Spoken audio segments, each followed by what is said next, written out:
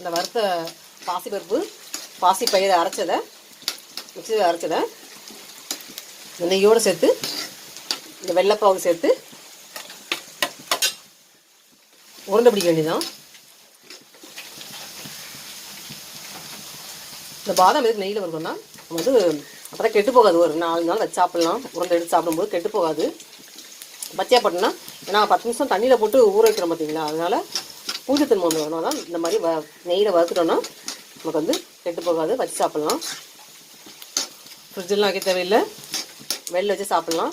ஏன்னா அதனால எல்லாமே வந்து பாசிப்பயிரெலாம் வறுத்து செய்கிறது.